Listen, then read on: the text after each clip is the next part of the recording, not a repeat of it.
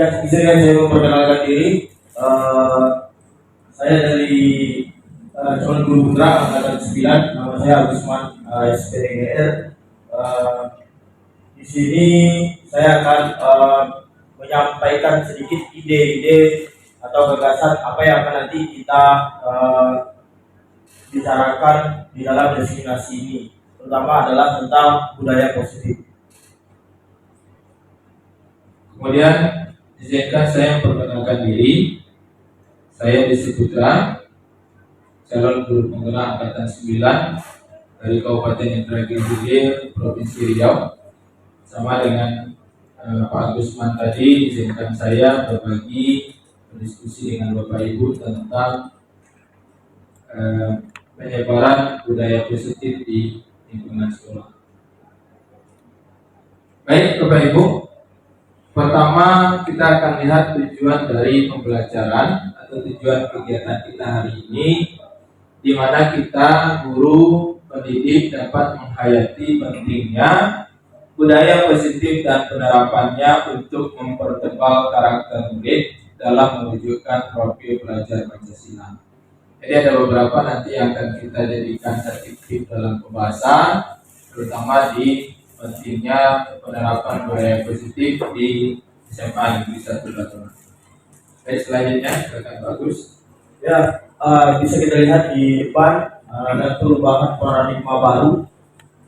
Pembelajaran paradigma baru merupakan pembelajaran yang berorientasi pada penguatan kompetensi dan pengembangan karakter yang sesuai dengan dimensi profil pelajar Pancasila. Memastikan praktik pembelajaran untuk ini berpihak kepada murid atau peserta didik kita nantinya. Selanjutnya kita lihat dari filosofi Ki Hajar Dewantara, di mana menurut Ki Hajar Dewantara itu adalah pendidikan adalah pembudayaan buah budi atau nilai budi manusia yang berkekuatan, yaitu kodrat alam dan zaman. Ini penting Bapak Ibu. Kita sekarang di abad 21, tentu kodrat alam dan kodrat zaman dari peserta didik kita itu akan berbeda dengan situasi di pendidikan kita di masa-masa yang lalu.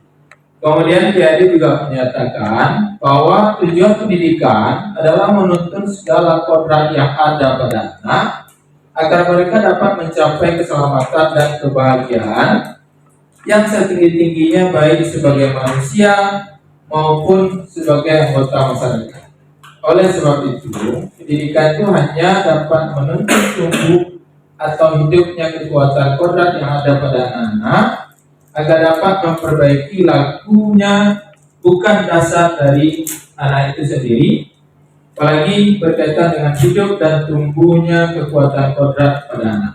Ini penting kita hayati sesuai dengan penyampaian filosofi Ki Hajar Dewantara kepada kita semua. Selanjutnya silakan Bagus. Oke, tentang nilai kebajikan universal. Nilai-nilai kebajikan adalah sifat-sifat positif manusia merupakan tujuan mulia yang ingin dicapai oleh setiap individu. Seperti yang kita ketahui, nilai-nilai kebajikan itu nanti harus kita sampaikan juga kepada murid kita, kepada siswa kita. Nilai-nilai tersebut bersifat universal, lintas bahasa, suku, bangsa, agama maupun latar belakangnya. Karena kita tahu di sekolah kita ini berbagai macam suku, bahasa maupun agama. Setiap perilaku memiliki tujuannya. Dengan mengaitkan nilai-nilai kebajikan yang diyakini seseorang, maka motivasi intrinsiknya akan terbangun, sehingga menggerakkan motivasi dari dalam diri untuk mencapai tujuan mulia yang diinginkan. Nilai-nilai kebajikan yang ingin dicapai oleh setiap anak Indonesia kita kenal dengan profil pelajar Pancasila. Oke, ini nilai kebajikan universalnya. Nilai kebajikan universal adalah kebajikan yang disepakati bersama. Jadi lepas dari suku bangsa, dia tidak memandang suku bangsa, suku apapun dia nanti, atau agama, bahasa maupun latar belakangnya. Nilai-nilai ini merupakan payung besar dari sikap dan perilaku kita, atau nilai-nilai ini merupakan fondasi kita berperilaku.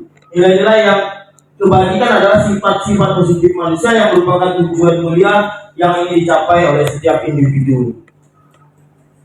Baik, Terima kasih, bagus. Ini sekali lagi nilai kebajikan tentu guru atau pengajar dari yang berimplementasi kepada karakter, terutama di PPKN atau Pancasila, atau nanti dari pendidikan agama. Ini menjadi nilai kebajikan universal yang terus dikembangkan di pembelajaran. Baik, selanjutnya menurut Dian Egosan dalam bukunya Restructuring, Core Discipline menyatakan ada 3 perilaku manusia, ada 3 motivasi perilaku manusia di dalam kehidupannya. Pertama, 1 untuk menghindari ketidaknyamanan atau hukuman. Ini ada yang terjadi di peserta didik kita, yang mana biasanya orang yang ada pada motivasi ini perilakunya menghindari hukuman atau ketidaknyamanan, biasanya akan bertanya apa yang akan terjadi apabila saya tidak melakukannya. Ini motivasi pertama yang ada di manusia. Kemudian yang kedua, untuk mendapatkan imbalan atau penghargaan dari orang lain. Orang dengan motivasi ini akan bertanya, apakah akan saya dapatkan, apa yang akan saya dapatkan apabila saya melakukannya, mereka melakukan sebuah tindakan untuk mendapatkan pujian dari orang lain yang menurut mereka penting dan mereka letakkan dalam dunia berkualitas mereka. Ini motivasi yang kedua. Kemudian yang ketiga, untuk menjadi orang yang mereka inginkan dan menghargai diri sendiri dengan nilai-nilai yang mereka percaya. Orang dengan motivasi ini akan bertanya-tanya, akan menjadi orang seperti apa apabila saya melakukannya. Mereka melakukan sesuatu karena nilai-nilai yang mereka yakini dan hargai, dan mereka melakukan karena mereka ingin menjadi orang yang melakukan nilai-nilai yang mereka yakini tersebut. Jadi ada 3 sekali lagi. Yang pertama adalah untuk menghindari ketidaknyamanan atau hukuman. Kemudian yang kedua untuk mendapatkan imbalan atau penghargaan dari orang lain. Kemudian yang ketiga untuk menjadi orang yang mereka inginkan dan menghargai diri sendiri dengan nilai-nilai yang mereka percaya. Sekarang kita akan coba merefleksi dengan sebuah pertanyaan pemantik. Silakan, bagus. Ya, setelah kita lihat dari 3 motivasi tadi, 3 motivasi individu, atau kalau kita bisa analogikan adalah siswa kita. Menurut Bapak Ibu, dari ketiga jenis motivasi tadi, motivasi manakah yang saat ini paling banyak mendasari perilaku murid-murid kita di sekolah? Dari yang 3 motivasi tadi, yang pertama kah, yang kedua, atau yang ketiga? Berdasarkan pengamatan Bapak Ibu di sekolah. Yang pertama, pada sini. Yang pertama untuk menghindari ketidaknyamanan atau hukuman. Ini motivasi pertama. Yang kedua, untuk mendapatkan imbalan atau penghargaan dari orang lain. Ini motivasi belajarnya, motivasi belajar siswa kita itu. Yang ketiga, untuk menjadi orang yang mereka inginkan dan menghargai diri sendiri dengan nilai-nilai yang mereka percaya. Ya, kita mungkin bisa melihat motivasi yang terbesar di siswa kita biasanya di nomor 2. Kenapa? Karena sebagian besar peserta didik kita itu masih ada dia untuk melakukan sesuatu itu dia masih mengharapkan imbalan dan penghargaan dari orang lain. Terutama di dalam kelas kita, siswa itu ini yang paling menjadi motivasi dasar bagi mereka. Kemudian kita lihat juga dia masuk ke nomor 1. Ini siswa-siswa yang menghindari ketidaknyamanan dan hukuman. Jadi mereka berbuat itu sebenarnya belum mendasar, tetapi masih ke menghindari ketidaknyamanan dan hukuman. Kemudian yang ketiga ini kalau kita lihat di SMA Negeri 1 Kateman ini memang masih kontennya masih sedikit untuk menghargai diri sendiri dengan nilai-nilai yang mereka percaya. Tetapi ini sudah mulai berkembang, di mana mereka mulai mempercayai diri mereka sendiri dengan nilai-nilai yang mereka percaya. Baik Bapak Ibu, kita lanjut. Ini disiplin positif, silakan Pak Yus. Ya, disiplin positif, tujuan dari disiplin positif ini adalah menanamkan motivasi yang ketiga pada murid-murid kita. Berarti adalah motivasi yang ketiga, yaitu untuk menjadi orang yang mereka inginkan dan menghargai diri sendiri dengan nilai-nilai yang mereka percaya. Jadi inilah yang kita harapkan Bapak Ibu di motivasi yang ketiga. Ketika murid-murid kita memiliki motivasi tersebut, mereka telah memiliki motivasi intrinsik yang berdampak jangka panjang, motivasi yang tidak akan terpengaruh pada adanya hukuman atau hadiah. Kalau yang motivasi 1 dan 2 itu, yang pertama adalah menghindari ketidaknyamanan dan hukuman, dan yang kedua adalah karena adanya hadiah atau imbalan. Harapan kita adalah peserta didik kita atau murid kita ada di posisi motivasi yang ketiga. Baik, ini pertanyaan pemantik. Saya akan coba ajukan kepada ketua kita, Pak Bismar. Apakah menurut pandangan Bapak, hukuman itu dapat mendisiplinkan anak?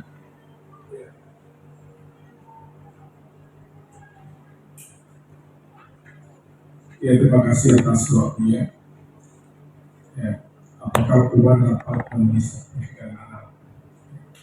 Lagi-lagi jika kita bicara tentang motivasi tadi ya, ada saya lihat tadi itu ada motivasi intrinsik ya, motivasi yang berasal dari diri para siswa itu sendiri. Jika seandainya kemudian hukuman ini ya betul-betul bisa memberikan motivasi yang bagus, motivasi yang lebih membangun ya, saya pikir ya bisa ya, dengan hukuman kemudian bisa memberikan disiplin.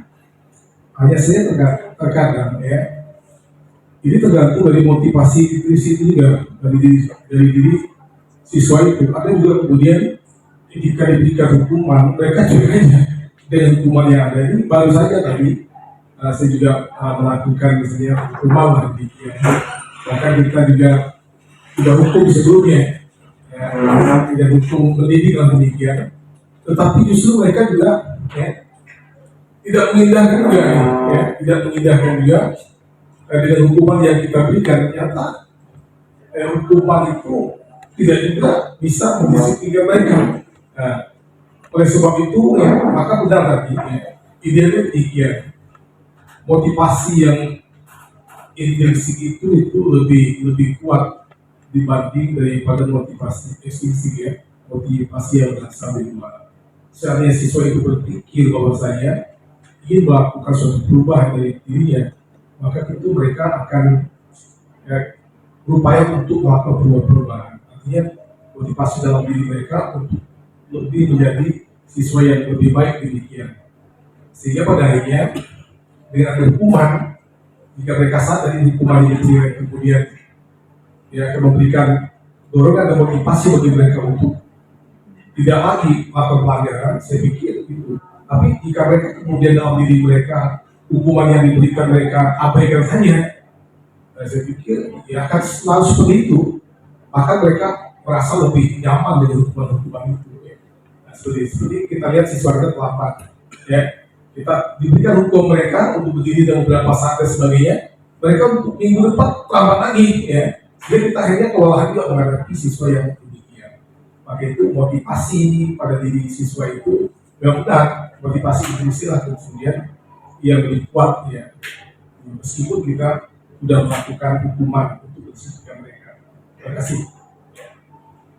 Baik, terima kasih Pak Ismail atas pendapatnya. Ini sangat memberikan kita penjelasan tentang apakah hukuman dapat mendisiplinkan anak, dan nanti kita akan coba membahas di selanjutnya. Dan kata Pak Ismail, memang di satu sisi hukuman itu bisa mendisiplinkan anak, tetapi kita juga harus memperhatikan unsur motivasi intrinsik. Terima kasih Pak Ismail. Kemudian yang kedua, apakah pemberian hukuman dengan hal positif seperti membaca atau membersihkan halaman sekolah dapat meningkatkan disiplin peserta didik? Ini akan kita lihat di penjelasan selanjutnya. Kemudian, apakah mereka memberikan penghargaan dapat meningkatkan motivasi belajar anak?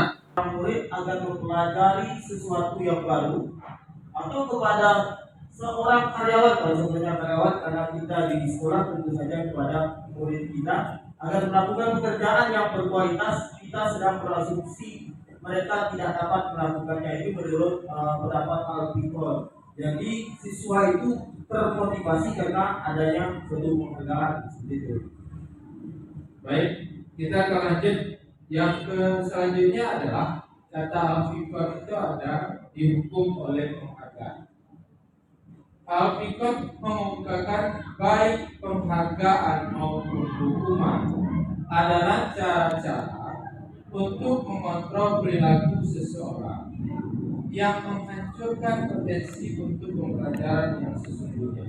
Maka perlu kita garis bawahi, dihukum atau hukuman atau penghargaan yang kurang tepat justru aplikasinya bisa nanti menurut Al-Fikr ini itu menghancurkan potensi untuk pembelajaran yang sesungguhnya. Ini memang menjadi suatu pertimbangan juga bagi kita bagaimana kita di dalam kegiatan kita sebagai pengajar di sekolah. Selanjutnya, silakan Bagus. Ini adalah memberikan penghargaan sama dengan menghukum seseorang. Kalau logikanya memberikan penghargaan itu bukan menghukum ya, tapi di sini memberikan penghargaan sama dengan menghukum seseorang, maksudnya ada pengaruh jangka pendek dan jangka panjang. Pemberian penghargaan lagi dan lagi, penghargaan terus menerus, maka orang tersebut akan bergantung pada penghargaan yang diberikan. Kemungkinan dia tidak akan melakukan sesuatu kalau tidak ada hadiah atau tidak ada penghargaan, serta kehilangan motivasi dari dalam dirinya. Gitu. Penghargaan yang tidak efektif. Suatu penghargaan adalah suatu benda atau peristiwa yang diinginkan. Jadi dia menginginkan sesuatu, baru dia akan melakukan suatu pekerjaan yang dibuat dengan persyaratan. Hanya jika Anda melakukan hal ini, maka Anda akan mendapatkan penghargaan yang diinginkan. Jadi orientasi melakukan sesuatu itu hanya dikarenakan oleh penghargaan sendiri.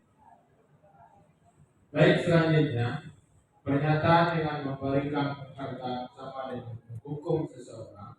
Bagian yang ketiganya adalah penghargaan itu bisa merusak sebuah hubungan. Kemudian yang ketujuh, penghargaan menghukum.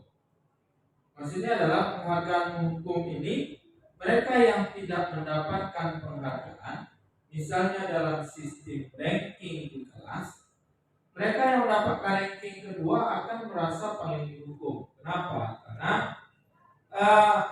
ketika prestasi itu menurun, maka dia akan dicap untuk tidak bersungguh-sungguh di pembelajaran. Ketika pembelajaran atau hasil dari siswa yang ranking 2 ini naik, maka ranking 1 yang kemarin itu akan menjadi musuh nyata bagi dia.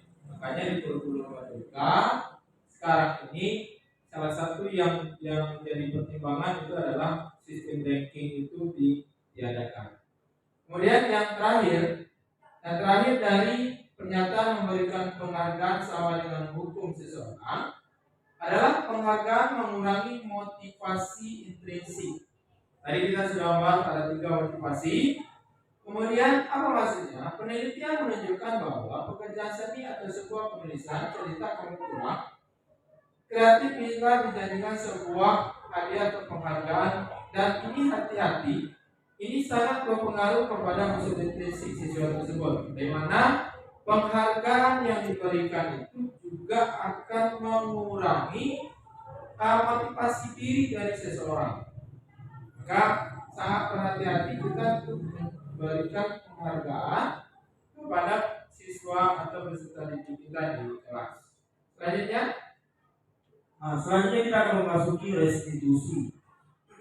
Bapak Ibu, restitusi adalah proses menciptakan kondisi bagi murid untuk memperbaiki kesalahan mereka. Mungkin dia ada melakukan sebuah kesalahan, kita bisa melakukan tindakan restitusi. Sehingga mereka bisa kembali pada kelompok mereka dengan karakter yang lebih kuat tentunya.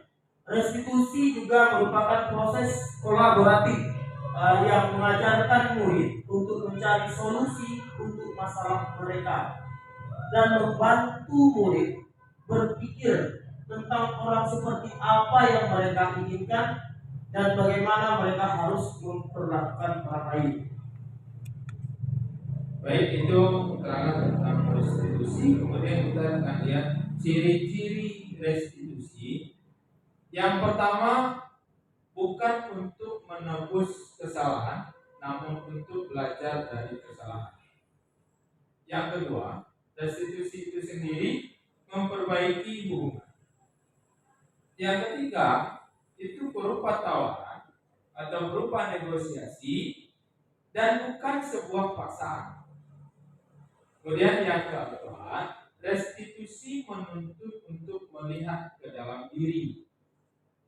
Yang kelima, restitusi mencari kebutuhan dasar yang mendasari sebuah tindakan. Yang keenam, restitusi adalah cara yang paling baik. Kenapa paling baik? Karena dia melakukan sebuah pendekatan, melakukan sebuah tawaran, kemudian dia bukan berupa paksaan. Kemudian restitusi fokus pada karakter bukan tindakan. Ini garis bawahi betul nomor 7 ini bagi kita. Restitusi sekali lagi itu berorientasi kepada karakter. Kemudian yang ke-8, nomor 8, restitusi itu fokus kepada solusi, bukan sanksi. Sembilan terakhir, ciri-ciri restitusi itu adalah restitusi mengembalikan murid yang berbuat salah pada kelompoknya. Jadi Bapak Ibu, selama ini mungkin kita mencoba memberikan sanksi sosial kepada peserta didik kita, tetapi secara lahiriah dan secara tidak langsung kita sebenarnya sudah mengucilkan peserta didik itu keluar dari kelompok mereka. Baik, sekarang kita akan coba lihat ini kuis akan dijelaskan oleh Pak Agusman. Kepada Pak Agusman, silakan. Baiklah, tiba saatnya kita ke kuis. Tentukan pernyataan di bawah ini, hukuman atau konsekuensi. Jadi Bapak Ibu sekalian hanya menjawab pernyataan ini bentuknya hukuman atau konsekuensi. Kalau yang nomor 1 ini, yang pertama ini, mencatat 100 kali di dalam buku kalimatnya seperti ini. Saya tidak akan terlambat lagi karena terlambat ke sekolah. Mungkin Bapak Ibu sekalian pernah menerapkan ini kepada murid di kelas. Kira-kira ini masuk ke dalam pernyataan yang mana? Termasuk dalam hukuman atau ke konsekuensi?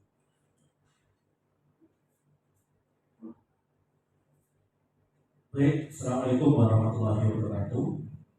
Perkenalkan, nama saya Abdul Qadir. Saya ingin menjawab pertanyaan dari Pak Agus tadi berkaitan dengan mencatat 100 kali di dalam buku kalimat. Saya dengan kalimatnya, saya tidak akan terlambat lagi sebanyak 100 kali karena terlambat ke sekolah. Ini menurut saya seperti yang dijelaskan oleh Pak Agus sebelumnya. Entah pemahaman saya benar atau tidak, yang pastinya saya mengatakan bahwa hal ini hukuman. Seperti itu. Terima kasih. Assalamualaikum warahmatullahi wabarakatuh.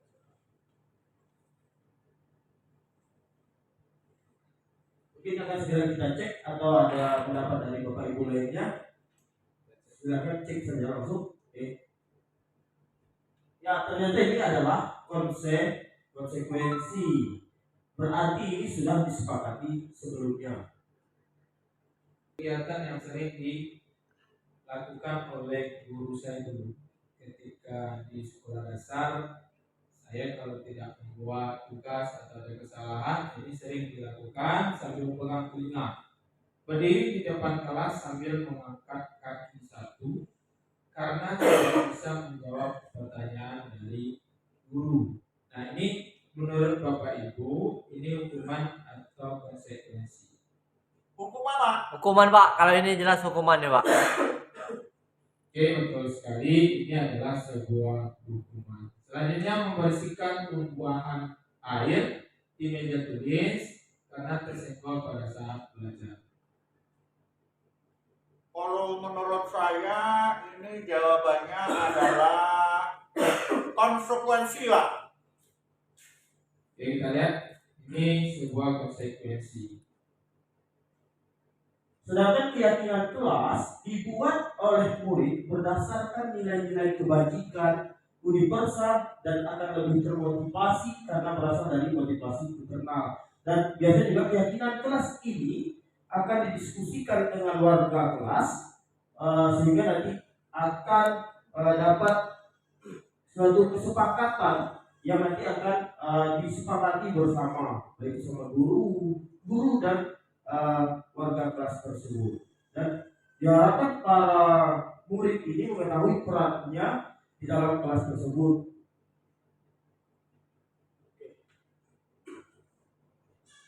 Baik, selanjutnya di sini adalah membuat keyakinan kelas. Tadi Pak Gusman sudah menjelaskan tentang sebuah keyakinan kelas. Membuat keyakinan kelas itu ada langkah-langkahnya. Yang pertama, mempersilakan warga sekolah atau siswa sekolah atau kelas untuk bercurah pendapat tentang peraturan yang perlu disepakati di sekolah atau kelas. Baik Bapak Ibu, saya sedikit menjelaskan bagian yang ini. Kalau Bapak Ibu sudah membuat sebuah peraturan kelas di kelas Bapak Ibu yang Bapak Ibu menjadi wali kelas, maka itu menjadi acuan pertama. Tapi kalau Bapak Ibu belum membuat sebuah aturan kelas, maka kalau mau membuat sebuah keyakinan kelas, maka Bapak Ibu harus membuat dulu acuan-acuan atau peraturan-peraturan yang mau dilaksanakan di kelas Bapak Ibu.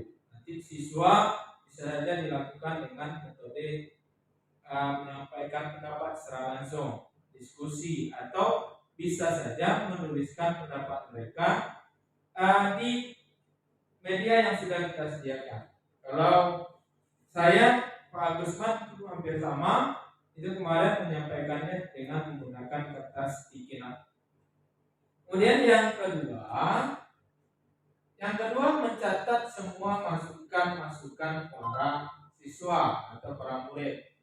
Bapak Ibu, untuk mengajarkan kepada peserta didik kita untuk sikap saling menghargai, itu sebenarnya dari kita dulu. Ketika siswa kita menyampaikan pendapat atau curahan mereka, terkadang kita menolak secara langsung, tidak mencatat dulu. Nah, ini tentu akan memberikan efek kepada peserta didik kita, bahwasanya mereka merasa tidak diterima pendapat mereka. Nah, Bapak Ibu bisa mencatat dulu, bisa ada rapat tulen rapatnya, bisa saja melalui sekretaris, dicatat dulu kira-kira apa masukan-masukan dari peserta didik kita. Kalau positif itu lebih cepat ditangkap oleh peserta didik dibandingkan kalimat yang negatif. Di sini dapat kita lihat ada kalimat negatifnya, jangan berlari di depan kelas atau koridor. Maka ada kalimat positifnya. Silakan Pak. Ya, kalimat positif dari kalimat yang tadi bisa kita rubah. Berjalanlah di kelas atau koridor. Itu. Yang berikutnya adalah tinjau kembali, ini langkah berikutnya. Tinjau kembali daftar curah pendapat atau pendapat para murid kita yang sudah dicatat. Contohnya, berjalan di kelas, dengarkan guru, datanglah tepat waktu, berada di bawah satu payung, yaitu keyakinan untuk saling menghormati atau nilai kebajikan hormat. Keyakinan inilah yang dimasukkan dalam daftar untuk disepakati bersama warga kelas. Keyakinan kelas cukup antara 3 sampai 7 prinsip atau keyakinan. Jadi tidak perlu banyak-banyak Bapak Ibu. Yang penting kita laksanakan keyakinan ini. Langkah berikutnya adalah menyetujui dengan menandatangani keyakinan sekolah atau kelas tersebut. Kalau kita di kelas, tentunya ini kita sebut dengan keyakinan kelas, termasuk guru dan semua warga atau murid. Jadi ini penting. Jadi ketika ada anak yang keluar dari keyakinan kelasnya, nanti kita bisa melakukan teknik restitusi, kembalikan kepada keyakinan kelas yang sudah disepakati bersama. Makanya kita perlu menyetujui dengan menandatangani keyakinan kelas kita tersebut, seperti itu. Atau dibuatkan kayak poster mungkin, atau dibuatkan seperti ini yang majalah dinding mungkin, sehingga bisa dilihat oleh warga kelas kita. Kemudian yang selanjutnya adalah mempersilakan warga sekolah atau siswa-siswa atau murid di kelas atau di sekolah untuk mencurahkan pendapat tentang peraturan yang disepakati di sekolah. Kemudian mencatat, ini sudah tadi. Kemudian kita lanjut. Ini sudah. Kemudian masuk kita kepada posisi kontrol guru. Ada 5 posisi kontrol guru. Yang pertama, penghukum. Nanti Bapak Ibu akan mengetahui di posisi mana Bapak Ibu berada, posisi kontrolnya. Yang pertama ini penghukum, biasanya dia menggunakan hukuman fisik maupun verbal. Baik Bapak Ibu, kami ada yang tertinggal sebenarnya. Ini dokumentasi dari kami berdua di kelas masing-masing, itu membuat keyakinan kelas. Di sini Bapak Ibu bisa melihat Pak Gusman maupun saya di kelas itu menggunakan metode curahan pendapat peserta didik dengan menggunakan kertas sticky note. Kami tempelkan di papan tulis, nanti dari peraturan atau usulan-usulan atau pendapat peserta didik itu nanti akan dijadikan menjadi keyakinan kelas. Oke, tadi sudah dijelaskan oleh Pak Gusman tentang posisi kontrol guru. Seketika restitusi itu adalah proses menciptakan kondisi bagi siswa atau murid untuk memperbaiki kesalahan mereka, sehingga mereka bisa kembali pada kelompok mereka dengan karakter yang lebih kuat. Jadi Bapak Ibu, apakah selama kita sudah melaksanakan restitusi? Dari kami sekali lagi sadar betul penyampaian kami ini masih jauh dari kata sempurna, masih jauh dari kata baik, tapi dan beberapa atau apa yang kami sampaikan itu bisa bermanfaat bagi Bapak Ibu, dan kita akan terus berkolaborasi bersama ke depan. Terima kasih atas perhatian Bapak Ibu. Kemudian mohon maaf atas kesalahan. Terakhir kami tutup. Assalamualaikum warahmatullahi wabarakatuh. Waalaikumsalam. Motherfucker,